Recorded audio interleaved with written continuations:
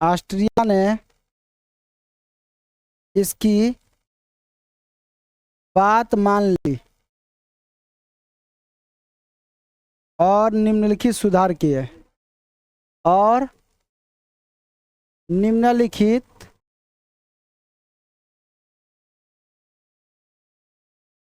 मांग स्वीकार किए। स्वीकार पहला, स्वतंत्र मंत्री परिषद का गठन।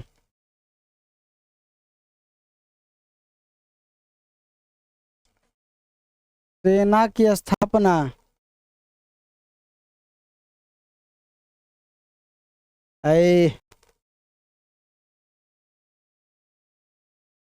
प्रेस की स्वतंत्रता।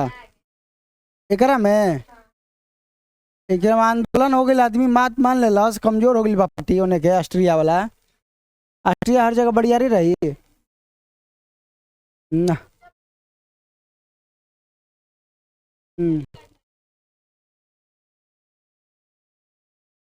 प्रतिनिधि सभा का हर साल राजधानी बुडापेस्ट में बैठक बुलाई गई। बैठक बुलाने का काम किया गया। बुलाने का स्वीकार किया गया।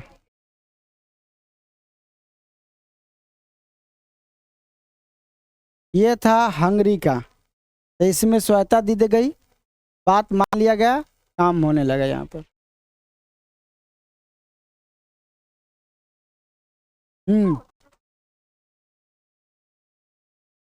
हर जगह मारे ना हुई हर जगह मारे ढूंढती है। पोलैंड में तो और ही मारना हुई, बस छू के काम छोड़ दिया सन जा। अब बोहिमिया में तो बस सूंघिए के छोड़ दिया सन 11 में। अगर बस चैप्टर कंप्लीट। ऑस्ट्रिया भाग गई बा 1848 में, खत्म हो गया है, पतन हो जाए मेटरनी के धीरे धीरे।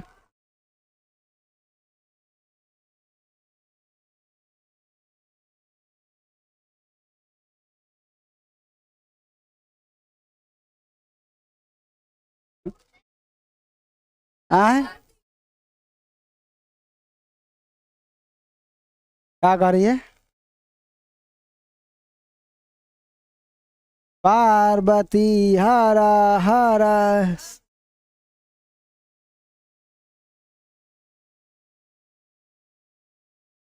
ना मत पूछो।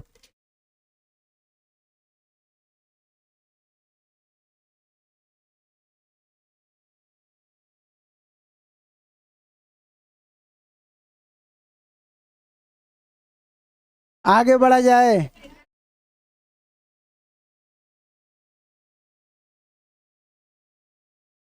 मालूम है नहीं है। 9 क्लास की किताब में लिख ही नहीं के तो क्या बताएं।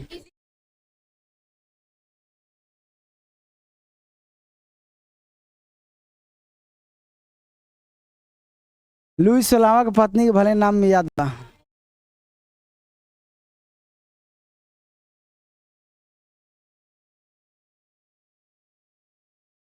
टॉपिक डालिए पोलैंड।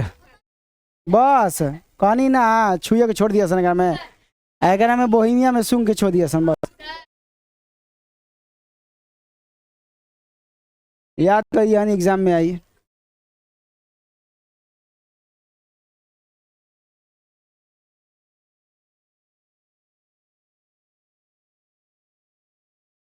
ना मत बताओ ना, हमको जानने का इंटरेस्ट ना है।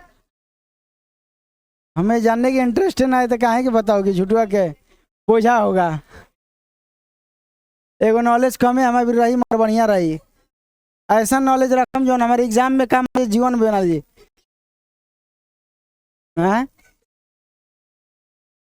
पोलैंड में भी राष्ट्रवादी भावना के कारण रूसी शासन के विरुद्ध क्या हुआ? विद्रोह। पोलैंड पर किसका आधिपत्य था? तो रूसी शासन का। पोलैंड पर किसका शासन था? रूसी। अब इसके खिलाफ 1830 में क्या हो जाता है? क्रांति का प्रभाव यहाँ पे भी पड़ता है, फ्रांस क्रांति जो हुआ था, और यहाँ पे भी व्यापक रूप से क्या होने लगा, प्रभाव पड़ा। परंतु इंग्लैंड और फ्रांस की इसकी सहायता नहीं मिलती है। किसको? पोलैंड को, जैसे यूनान को मिला था। तो इसीलिए रूस ने पोलैंड के विद्रोह को क्या कर देता है? कुचल देता है। इसमें कुछ होता नहीं है। तो इसमें क्या लिखिएगा? बस 2 पॉइंट लिखिए। इस पर किसका शासन था? रूसी शासन का। ठीक है। 1830 की क्रांति के बाद यहाँ पे भी आंदोलन होता है, मगर रूस उसको कुचल देता है। बात खत्म। देखिए पोलैंड में किसका शासन था? रूसी शासन का। क्रांति का प्रभाव यहाँ पे भी पड़ा। यहाँ पे आंदोलन हुए, परंतु आंदोलन को क्या कर दिया गया? कुचल दिया गया। लास्ट में तीसरा पॉइंट खत्म हो गया बात। आंदोलन को कुचल दिया गया। 3 पॉइंट लिखना है। क्या है दूसरा पॉइंट? क्रांति का प्रभाव यहाँ पड़ा और आंदोलन शुरू हुए, और फिर आंदोलन को कुचल दिया गया।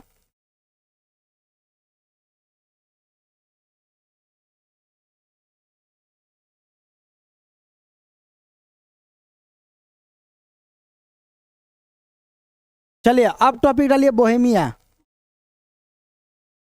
बोहेमिया डालिए। कुछ है नहीं इसमें, एग्जाम में पूछा नहीं जाता है, कहीं से एग्जाम में क्वेश्चन नहीं पूछा जाएगा। इसमें से जो पढ़ाना था हम पढ़ा दिए हैं एग्जाम वाला, ये बस ही फॉर्मेलिटी है। अब डालिए बोहेमिया।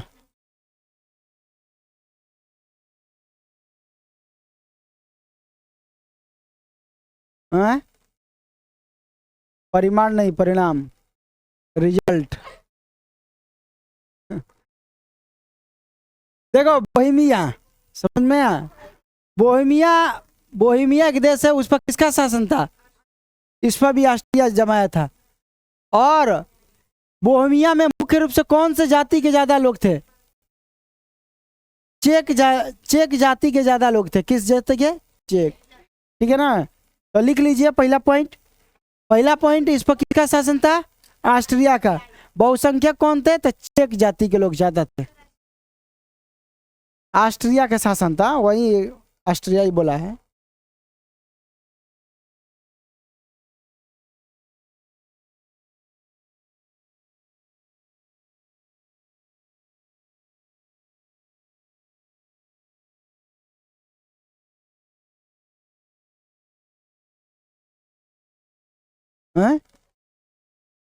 बहुसंख्यक कौन थे यहाँ पर?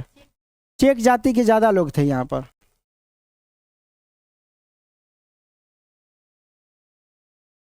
आगे बढ़ा।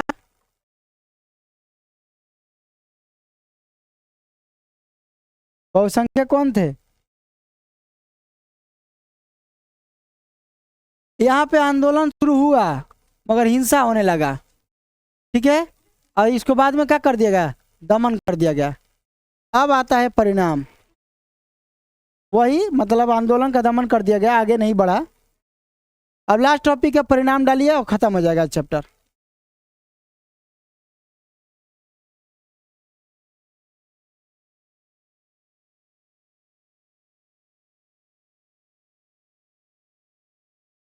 देखिए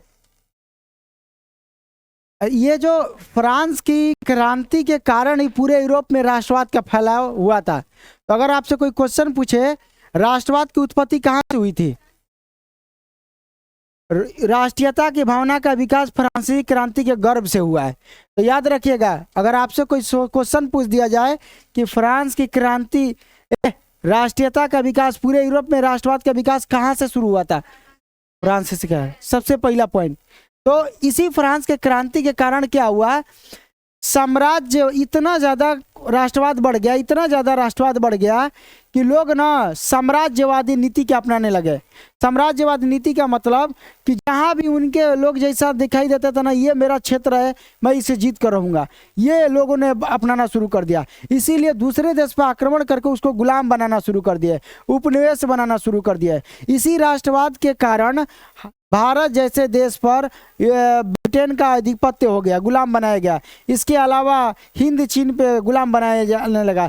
इसके अलावा श्रीलंका को गुलाम बनाया गया इसी राष्ट्रवाद के कारण, क्योंकि राष्ट्रवाद इतना तेजी से बढ़ा, इतना ज़्यादा तेजी से बढ़ा और इतना व्यापक रूप हो गया कि यूरोपीय देश के लोगों में राष्ट्रीयता के प्रभाव के कारण वह दूसरे दूसरे देशों पर आक्रमण करके उसका गुलाम बनाने लगे और इसी गुलाम बनाकर उनका शोषण करने लगे। और उस क्योंकि इधर 18वीं शताब्दी में औद्योगिक क्रांति हो चुकी थी और उद्योग के लिए कच्चे मालों की ज़रूरत थी। अधिक से अधिक कच्चे माल को लेकर नए और उसके सामान निकाल कर और उसको बेचने के लिए बड़ा बाजार की भी ज़रूरत थी। और ये सब की सब मांग को पूरा करने का काम सिर्फ उपनिवेश ही कर सकता था। इसीलिए राष्ट्रवाद इतना तेज़ी से बढ़ गया कि यूरोपीय देशों ने जाकर अनेक देशों में, मतलब अलग अलग देशों में अपना उपनिवेश स्थापित करने लगे, जैसे भारत में, श्रीलंका में, हिंद चीन में।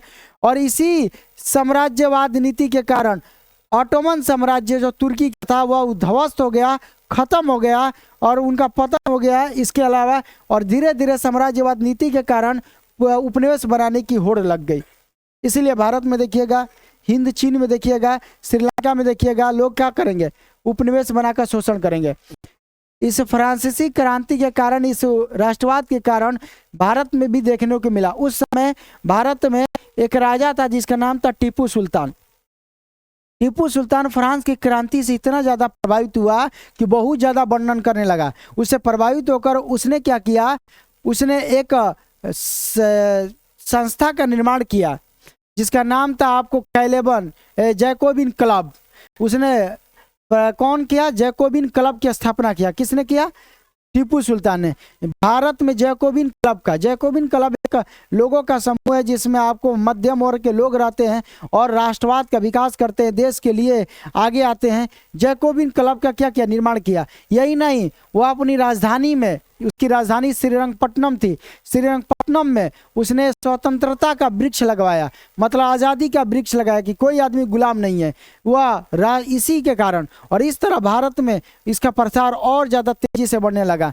एक व्यक्ति थे जिनका नाम था राजा राम मोहन राय। राजा राम मोहन राय इसका खूब वर्णन करते थे, समझ में, राष्ट्रवाद का बढ़ावा देते थे। उन्होंने क्या हुआ कि एगो लड़ाई हार गया, एगो लड़ाई आंदोलन हो रहा था, आपको कहाँ पर, आपको नहीं, वो श्रीरंगपट्टनम में नहीं, हम ये बताने की कोशिश कर रहे हैं। यहाँ पर 1881 में नेपाल्स की क्रांति हुआ तो राजा राम मोहन ने इसकी दुख प्रकट किया है। मतलब कि यह आंदोलन भारत में नहीं हो रहा है, दूसरे देश में हो रहा है, तब वो राजा राम मोहन ने इसको दुख प्रकट किया। और वहीं एगो विदेश में 1823 ईस्वी में स्पेन में स्वतंत्रता आंदोलन सफल हो गया तो उन्होंने उत्सव भोज दिया ताकि लोगों को मालूम चल सके कि राष्ट्रवाद क्या है, देश के लिए कैसे जिया जाता है, देश के लिए कैसे आगे बढ़ा जाता है। इनको विकास करने के लिए राजा राम मोहन ने ऐसे किया। और इस तरह यही बातें हमारे जाकर देश की 1857 ईस्वी क्रांति में देखने को मिलती है। और इस प्रकार से ये राष्ट्रवाद चैप्टर कंप्लीट हो जाता है ओवरऑल पूरा। तो आई होप कि ये सारी बातें समझ में आ गई होगी। चलिए, परिणाम में 2-3 को पॉइंट है, लिख लीजिए।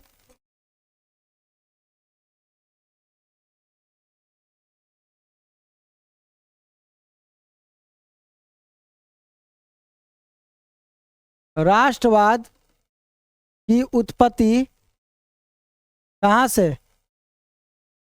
फ्रांस क्रांति से। फ्रांसिस लिख लीजिए।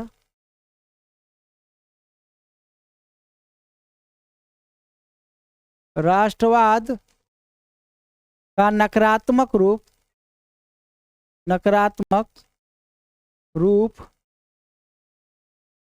साम्राज्यवाद, नकारात्मक रूप साम्राज्यवाद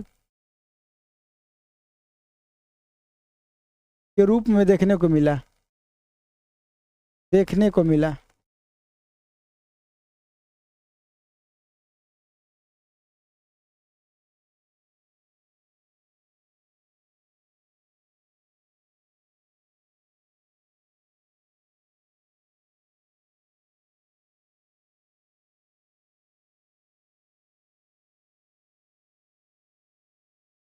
टीपू सुल्तान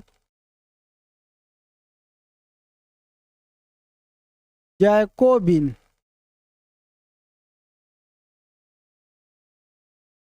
क्लब की स्थापना किए?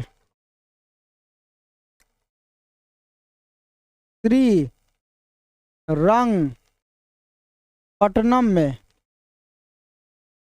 स्वतंत्रता के वृक्ष लगाए। वृक्ष लगाए।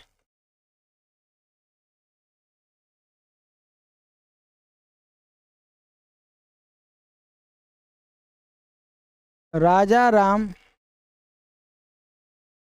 मोहन राय ने भी इसका बढ़ावा दिया।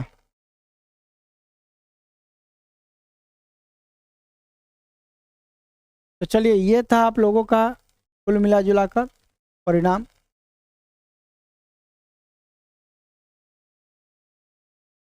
इसी राष्ट्रवाद के कारण क्या हुआ, बाल्कन क्षेत्र युद्ध का अखाड़ा बन गया था। बाल्कन एगो क्षेत्र है जहाँ पे लोग खूब लड़ना शुरू कर दिए वहाँ पर, मतलब साम्राज्यवाद के लिए। हाई मेरा देश है तो नहीं, मैं इस पर आक्रमण करूंगा तो मैं जीतूंगा, इसके लिए।